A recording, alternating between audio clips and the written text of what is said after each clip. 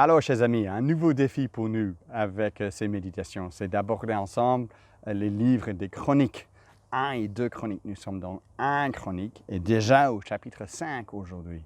J'espère que même si, évidemment, c'est un peu plus difficile, vous faites l'effort de lire tous ces prénoms pour qu'on voit de 1 juste que l'histoire de la Bible, c'est une histoire. Parfois, nous avons l'impression que ce sont juste des différentes histoires. Mais ici, l'un des rôles des généalogies, c'est pour nous rappeler que tout cela fait partie d'un ensemble. Et dans les chroniques, cet ensemble mène de manière très forte à Juda, la tribu de Juda, et à David, le roi issu de Juda. Nous voyons ça dans notre texte, n'est-ce pas, ici au verset 2 du chapitre 5. Juda fut puissant parmi ses frères, et de lui est issu le prince d'Israël. Mais le droit d'aînesse appartenait à Joseph. Ici, il parle de Ruben, mais il explique pourquoi, dans un sens, Ruben ne passe qu'en 3e place dans la liste des descendants des fils d'Israël de Jacob, parce que déjà au chapitre 4, il a parlé des descendants de Juda et des descendants de Siméon. Siméon faisait un peu partie de la tribu de Juda. Et Ruben, qui était le premier, il passe rien qu'en 3e place ici. Mais tout cela parce que l'importance, c'est David ultimement. Et David vient de la tribu de Juda. Alors cela nous rappelle donc que nous nous installons dans une histoire dans tous ces livres. Donc lorsqu'on lit les généalogies dans 1 et 2 chroniques, nous rappelons 1 et 2 chroniques, dans notre Bible se trouve après 1 et 2 rois, mais le bon endroit de 1 et 2 chroniques selon la Bible hébraïque, c'est tout à la fin des prophètes. Dans un sens, ce sont les derniers livres de l'Ancien Testament. Et ils fonctionnent pour nous rappeler que nous nous installons dans une histoire où Dieu est à l'œuvre.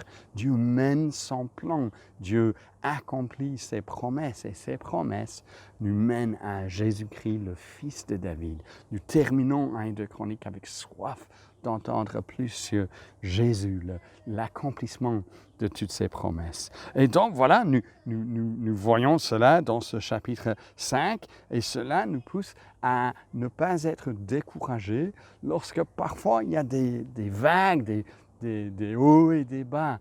Dans la vie, c'était le cas pour ces tribus dont parle le chapitre 5, Ruben, Gad, Manassé. Au moment où Chronique a été écrite, ces 3 tribus n'existaient carrément plus. Et donc, dans un sens, ici qu'il se trouve à la fin de l'Ancien Testament, c'est un rappel pour nous que oui, nous pouvons réclamer notre place dans les plans de Dieu. Je pense que ça, c'est l'un des rôles de ces généalogies. Si on avait des ancêtres de cette tribu au moment où 1 et 2 Chroniques ont été écrits, on aurait été encouragé de dire oui, j'ai toujours ma place au sein du peuple de Dieu. Dieu n'a pas oublié ses promesses. Et alors ça, c'est super important pour nous. Dans nos circonstances, nous faisons membres du peuple de Dieu par la foi, nous dit l'Épître aux Romains, nous dit l'Épître de Galates de la part de l'apôtre Paul, chapitre 3, verset 26, nous sommes héritiers de la promesse par la foi. Nous nous installons donc dans le plan de Dieu. Nous pouvons être encouragés par cela aujourd'hui, même si, oui, peut-être aujourd'hui, on ne ressent pas grand-chose. Peut-être on est chez soi, on n'est pas super enthousiaste pour la vie pour le moment, avec le confinement, avec l'incertitude autour de nous, avec même pas la possibilité d'aller à l'église, de voir nos frères et sœurs, etc.